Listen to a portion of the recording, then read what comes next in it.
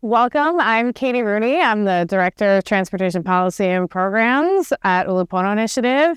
And today I'm joined by Jon. Jon, why don't you introduce yourself? Aloha, Jon Nouchi, Deputy Director of the City and County of Honolulu's Department of Transportation Services. I'm so excited. We're going to talk about all sorts of fun things today in transportation, different modes, and just really dive into, what's coming down the line in Honolulu. And I think transportation is kind of a funny industry where nobody usually trains right off the bat. Not everybody in high school says, I want to be in transportation. And yet here we are, and we both have ended up in that space. And I wanted to know what brought you to transportation. I think it's just how you grow up, right? I grew up on a street in rural Kaneohe in Ulupono. And for some reason, our little neighborhood there that came about in the 1960s, we had a bus. We had a bus that came up the road, turned left right in front of my house every hour, dependably every hour. So even on the weekends, we'd be, out playing in the street. We'd hear the bus come rumbling up the road and we'd be like, we got to get off the road, and we'd wave at the bus driver. And I think there was something about that kind of dependability that really kind of fascinated me. And on my mother's side, my grandparents, they chose to live where they had access to transit. And I think that meant a lot, that whenever they did their errands, when my popo would take me to Chinatown or my gogo would pick me up from school, we would just take the bus, and it was normal. And they structured their lives around that. Yeah, I think it's a wonderful ability that we have so many places where you can do that here in Honolulu. Just an amazing level of coverage and service. So let's dive in a little bit to what you're doing now. You're at the City and County of Honolulu's Department of Transportation Services. What do you do there? And, what's your role?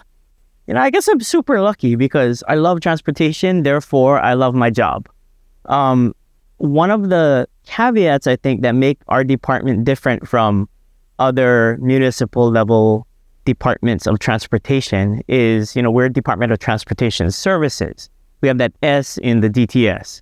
And that idea that we're providing mobility as a service, as a customer service to everybody that lives on this island, I think it's a concept that maybe was a little bit ahead of its time. Yeah, a lot of places really are just, and a lot of other agencies have a tendency to focus on the infrastructure project itself, as opposed to sort of the holistic trip perspective. Yeah, and I think that's really cool about what my department is tasked to do. And I think what we're very lucky and privileged to be able to do is we can have a cradle to grave. Well, I don't want to say grave, but inception to use. Maybe that sounds a little more technical, but we have the capability and we have the visioning potential to plan, design, engineer, implement, and then operate. And I think having to own that whole life cycle, we have control over everything from parking to transit and all the planning that goes on in between. And we work with our sister city departments to implement a lot of that. And to that end, I think to have that amount of control, it's like, grand power, but we have to use it very carefully to make sure that we implement properly. So kind of going back to where you said how the services was ahead of its time, and since you've grown up here and I can ask this question, looking back, in what ways do you think that has sort of manifested itself over the past, 10, 20 years? Ooh, that's a good question.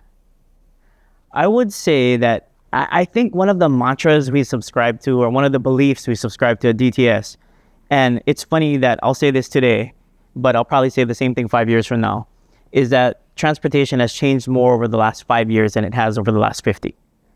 And while that is still a moving target, I can think of, the city that we know now is on the cusp of just doing transformative, different things.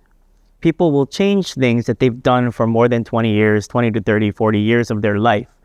And I think that's led partially because of how we used to do things versus our view on how we do things now.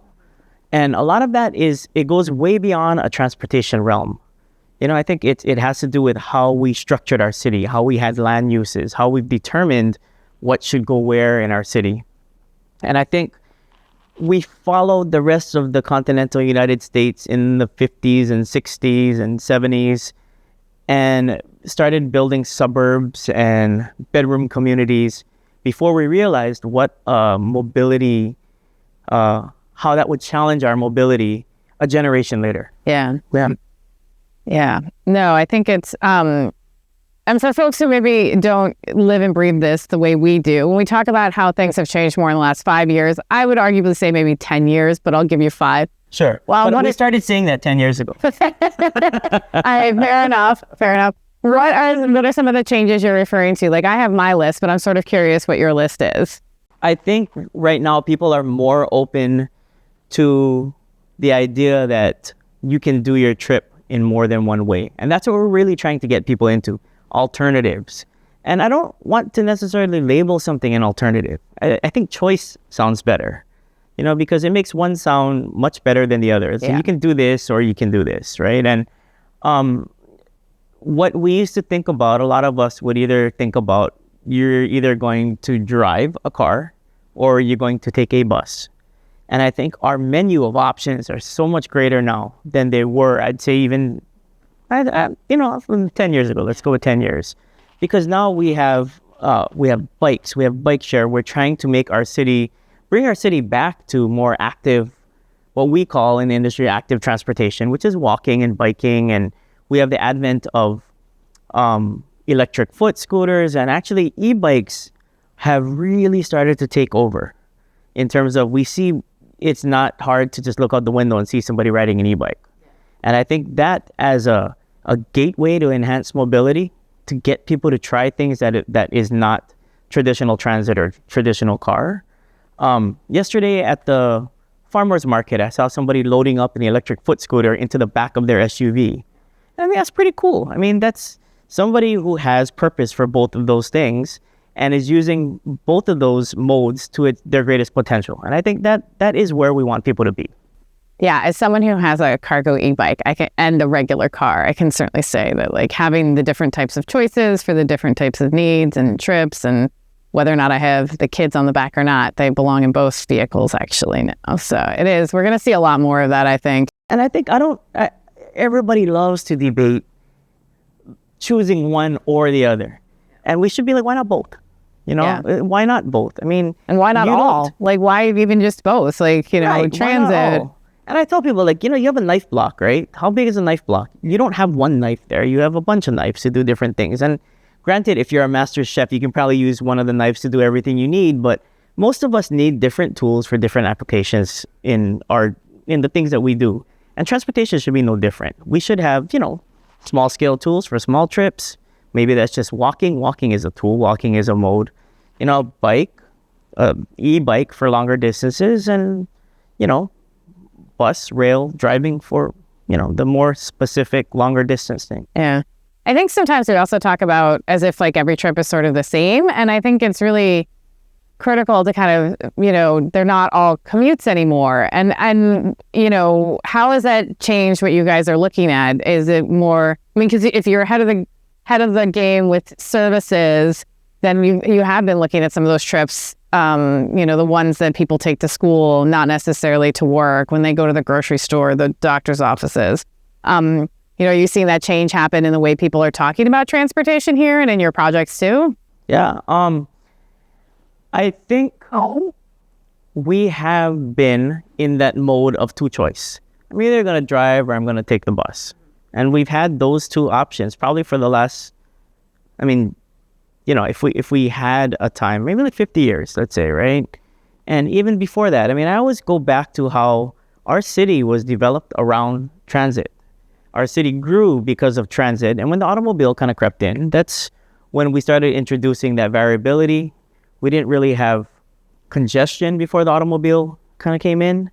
And I think congestion at that time was more like people walking in the middle of paths. And then, then when the automobile came in, people would get in the way of the streetcar and you'd have cars and all that kind of thing. It's probably around like the 40s or 50s. That's when things started to heighten and escalate. And I want to draw that line when I use the word congestion, right? Yeah. Everybody thinks, what is the biggest problem we have here is traffic. And I want to get people out of that mode. Traffic is good. That means that we have commerce, we have business, we have people out and about, people are doing things, our economy is healthy. Traffic is actually good. if you have a store, you want traffic to come by and you want traffic to come in. Congestion is bad because that's the detriment of us being able to do what we need. It's impediments to what we need to get done. Yeah. Yeah, I think it's really interesting how sometimes those connections aren't made between that. If like you have a lot of people at some place trying to get to something, it usually means that that's a place where people want to actually be. And the question is, how do you get rid of the congestion per se, but rather how do we make sure that people can still access it and enjoy themselves or do what they need to do or live their lives in those spaces? So again, we've been programmed to either drive or to take transit.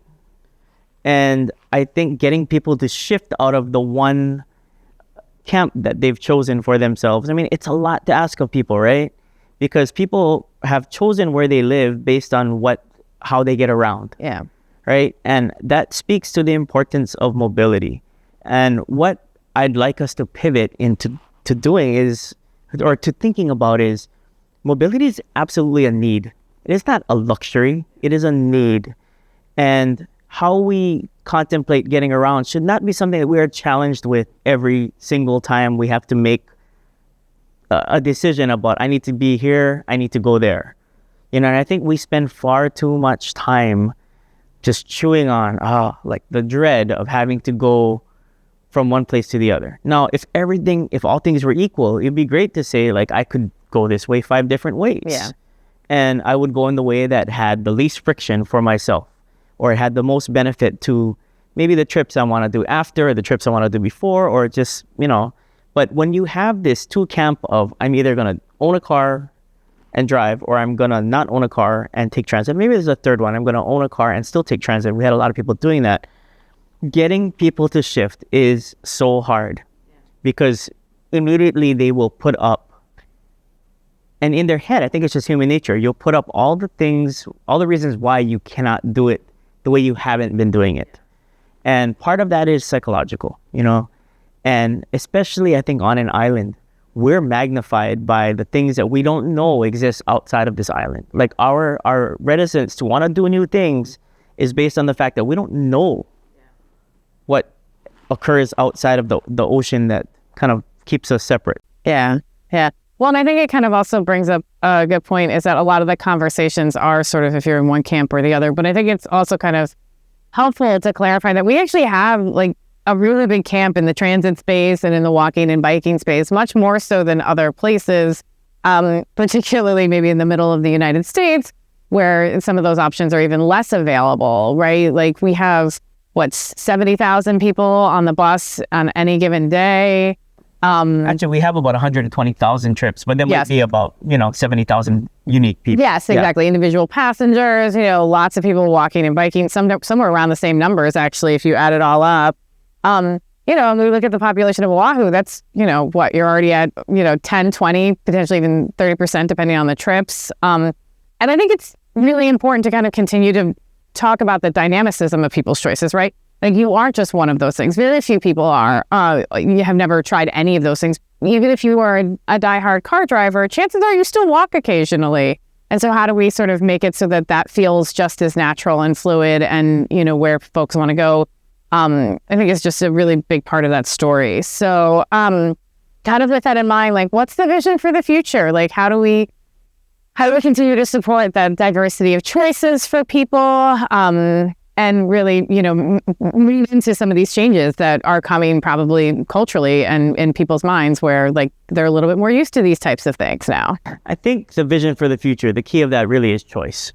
We cannot be locked into having only one way to get someplace, right? But the challenge that lies therein is getting people to realize, think outside of the way that you've always done things. And maybe, if you've always done things a certain way and you're not thinking about how else you might do that, then you might be missing out on something that works quite well. And, when it comes down to that, I don't blame people for everybody's very busy with their own life, right? And you're not going to think about reinventing how you do something unless you have something life-changing happen or unless you're exposed to it.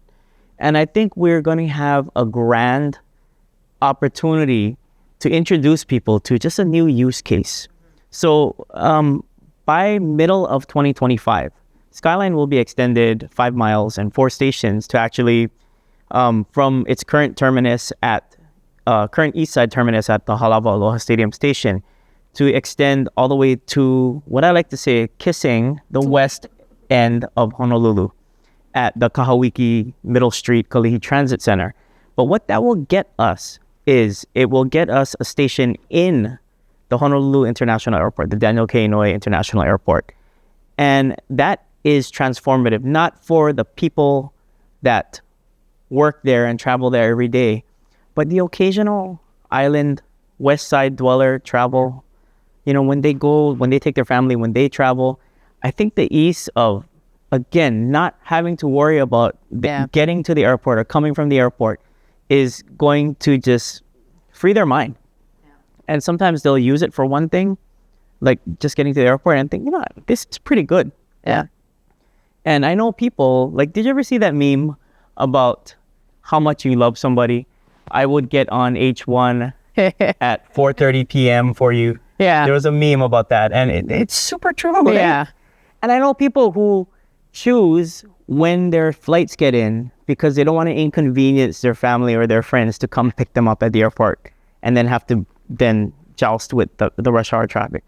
We're an advanced society. We shouldn't be worried about things like that. Yeah. But yet we are. That's something that factors into our everyday lives, right? So I'm hopeful that people can use rail, and everybody always, again, it's just like, oh yeah, they think I'm going to get rid of my car. I'm never going to get rid of my car. I'm like, I don't care if you do or don't. Yeah. But if you find that you can find another way to get someplace that makes you happier doing it, then please, we will welcome you on board. You can talk all you want negatively about rail, but if it works for you that one time, I will smile, I will be happy for you, and I hope you enjoy your ride. Yeah. I will say the ambassadors are really nice. I actually can't remember if that's exactly what they're called, but I have spoken to a bunch of them, and they are just so excited and very happy to help and everything like that. So they're kind of adorable, frankly. It's a great local workforce. Yeah. I'm very proud of them. And to kind of go back to Skyline, I know how you were talking about people who ride it occasionally, but I think sometimes we don't sort of talk about how one of the benefits of the way it was implemented to date was is that it's really serving some of the larger, one of the largest employment centers, and it's not necessarily serving all the visitors right off the bat, right? It's about getting the folks who work there, and a lot of whom live on the west side, bringing them in and giving them another choice through that space. And that's actually a fairly unusual approach to transit line development. Oh, yeah. And I think sometimes that story gets subsumed a little bit. And have you seen some of that? Are you expecting that bump from some of those workers and that kind of big change for folks who, some of them are pilots, but some of them are also, the folks who clean the airport, who work in the food, who are there every day and at, less than ideal hours sometimes too. And, we know groups of people, right? Yeah. So I have this group of people I know as the Skyline Aunties. So every morning they meet at the UH West Oahu, the Keaune'ai UH West Oahu station at the park and ride. And then they hop on Skyline together. They take the early trip, and then they transfer at Halawa to the 20 bus to get them into the airport. Yeah. And I'm thinking, for them, when we extend, it's going to be life-changing. It's going to be life-changing. It'll be, basically they go to the station, they get off at the airport, and that's the kind of mobility that people need. But I think about it in my context of transportation as we're going to have visitors come into the airport, and they're going to see there's a rail system here. They're going to navigate to that rail system, only to find that it doesn't go to Waikiki. Yeah. By 2025, it'll go west. Yeah. It'll go everywhere west. And I can't imagine what that feeling is. It's what do you mean this doesn't go to Waikiki? But then I think about it, we prioritize our residents first. And I think that's a huge benefit that nobody really talks about, or maybe they're not even aware of. Yeah. Yeah. And I think kind of segueing, we were talking a little bit about, you have talked a little bit about the naming of the stations and some of those things. And I kind of wanted to dive in so other people could hear some of those stories about that process, because I know it was a fairly intensive process with a lot of different folks involved. Yeah. You're kind of taking me back to my previous employer, which was the Honolulu Authority for Rapid Transportation, which we all know as HART. I was in charge of cultural programs at HART, and we worked on our commitment that we would promote what we like to call cultural sustainability. And it's not just a jargon term. We've always felt that if we're true and honor the places where we're lucky to be setting up, where we're growing communities, where we're establishing change, that we should be well tied to the cultural, okay, maybe I'll make a new term up here, but the cultural infrastructure, the roots of the lands that we're at. So every one of the stations, we had a Hawaiian station naming working group, and we had over 10 kupuna, or practitioners of Hawaiian culture, arts, and language meet and review an extensive amount of oral history, regular printed and documented history, and Hawaiian culture and chant to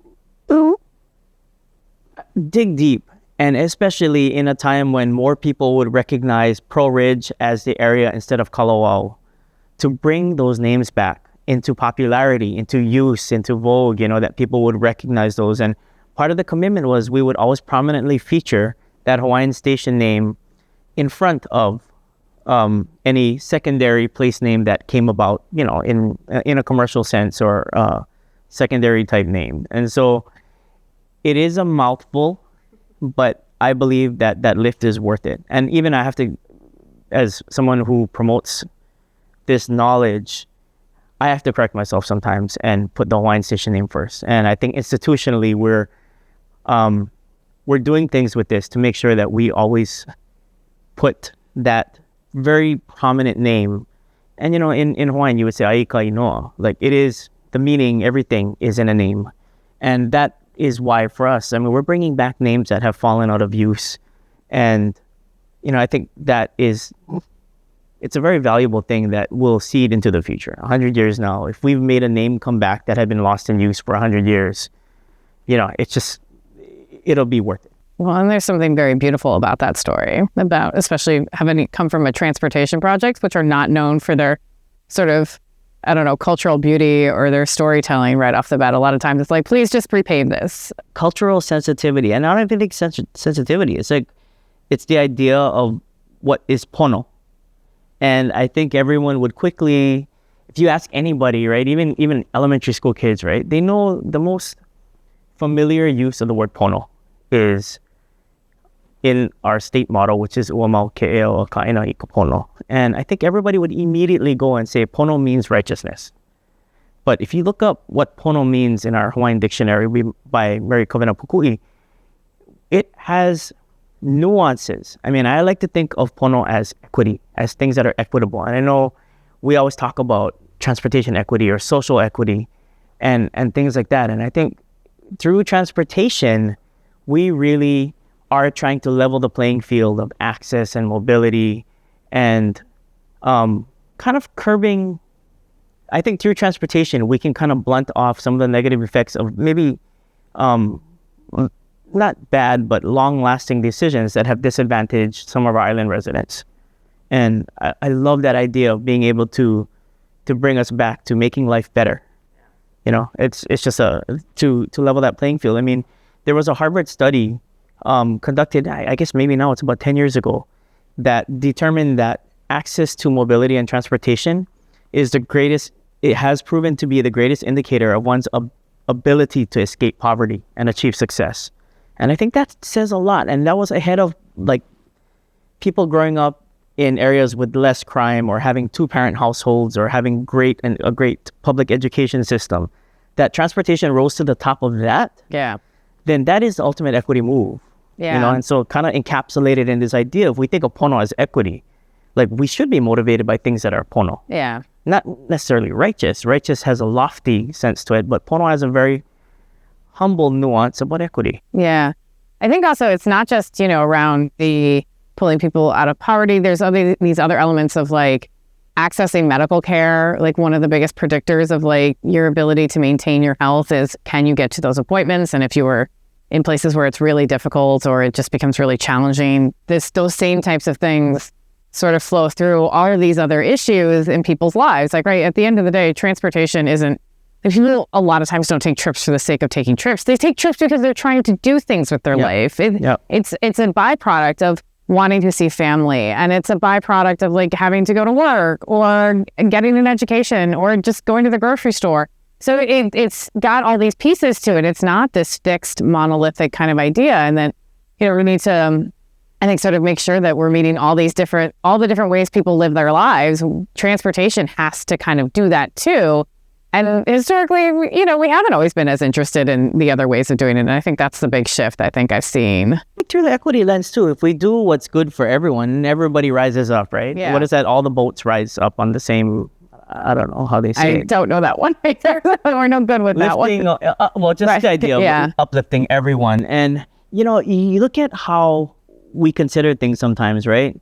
And I think this is something, a greater discussion than transportation, but we need to look and evaluate the benefits of this sense of equity across, for everyone, right? Equity is for everyone.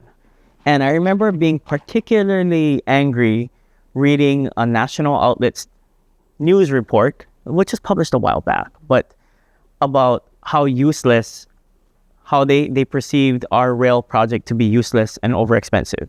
And one of the pull quotes they had centered around, for all this money, it doesn't even go to the scenic sites that are most popular, such as Waikiki Beach and Diamond Head. And I'm like, that hit me so hard.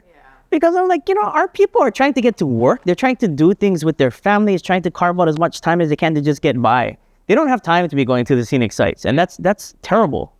You know what I mean? Like, we should have time to enjoy our own island. But we're at a point where we just have barely enough time to get by. Yeah. And aspirationally, we talked about what is the big vision. Is this ability to choose to not own a car and to still have accessibility in your neighborhood that you can just walk and go do things, right? And we talked about people who put up barriers to how they live, because they don't want to change the mode of how they've done things. It's like the first thing people will say is like, well, fine, but I can't go Costco on rail. I'm like, no, yeah, but maybe you would choose to do other things. Yeah. And I would like us as a city to get to a place where everyone can have that privilege of being able to walk, to move freely about their neighborhood. And if they want to have a car, fine. But, I'm not about making a car more difficult to use. But because, in terms of transportation, we have to think across all the modes, right? We want every mode to be enabled appropriately for the best fit. And if you look at us crowding 12 lanes of H1 during rush hour with maybe one or two people in it, that is not the best use of that car mode.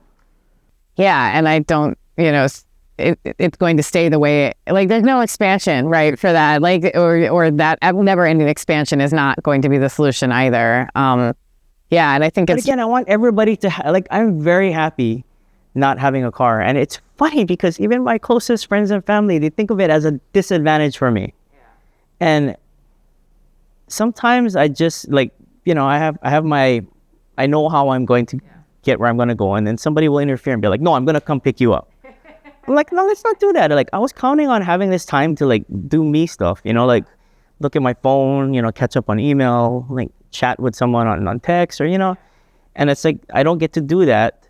You're disrupting my flow, and not that I'm not thankful for that, but there's always that feeling they think they're doing me an extreme favor so I don't have to do this. And I'm like, no, I choose to do this. And I want everybody to understand that we're aspiring for a time when you don't do everything using the same tool, right? Yeah. And I think that's my dream for this place. And it's getting back to this idea, and I know even the term TOD, transit-oriented development, we talk about it as if it's something new and aspirational that we should be doing. And in Honolulu, it's something that we should be getting back to. That's how our city grew. That's our greatest neighborhoods on this island were accomplished because of accessibility to transportation. The mixed use, the fact that you can walk about those neighborhoods. I mean, Kaimuki is the answer to an affordable housing crisis of 100 years ago. And I think that's, if there's one thing that I want people to know, that's kind of like my North Star. I want us to get back to a place where we have choice. It's not take it or leave it, Well, I think sometimes also people, like to your point, like they think of it as like a burden when I will tell you, like, you know, sometimes taking the bus and when everything works out perfectly, there's like no greater joy of that trip and that moment and the sort of the beauty of the system kind of working. And I think just talking about that a little bit more, it doesn't mean sometimes you aren't rained on and it doesn't mean sometimes things don't go your way, but it is a really important place. And so kind of wrapping things up with our last question and kind of on that same point, what is the thing that we haven't talked about or mentioned that's like most exciting or you're going to bring you the biggest joy in this space over the next year or so? Or the next year? Or just a little excited about right now that's coming or that you're working on or anything like that. So if I was somebody, and you know what, I used to be someone that loved cars. I used to love shopping for cars. I used to love, you know, just the new car smell. And I think I still like some of those things. But I get the same sense of joy through our Complete Streets program.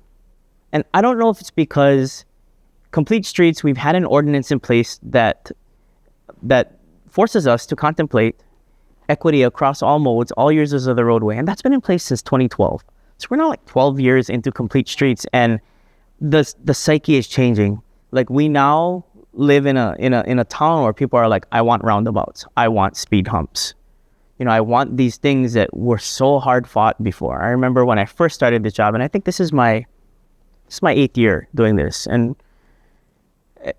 the things we fight about with, you know, like in trying to do new things, and the things that are contentious are completely different now, and that's a good thing. I think the very tenet of sustainability that I love is being able to make things normal so that we don't think about them anymore.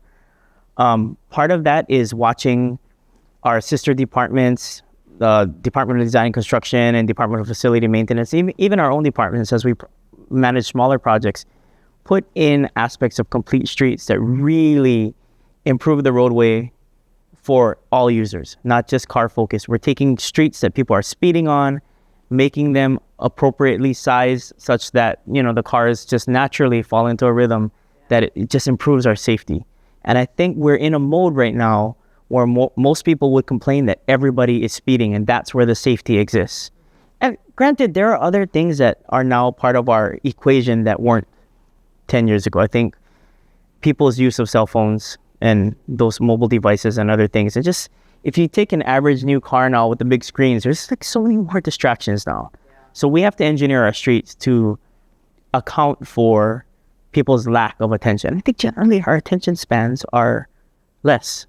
So I think Complete Streets are one of the things where to see, everybody loves new pavement, guarantee, right? Everybody loves a smooth road. It's like a pleasure to drive on a smooth road. But for me, I get that pleasure to see all the markings that try to establish order and safety on a roadway. And that is a great accomplishment for every mile of roadway that we pave. I mean, I like to look around and see how it just paint and smooth roads transform how people just get from block to block. Yeah.